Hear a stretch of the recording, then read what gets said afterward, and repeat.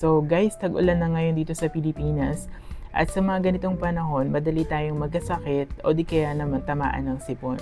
Kaya kailangan natin ng vitamin C. And kung kulang ka sa vitamin C, eto maganda guys, itong BOD, vitamin C plus D at zinc na rin guys. Meron nito guys na vitamin C na 100 grams.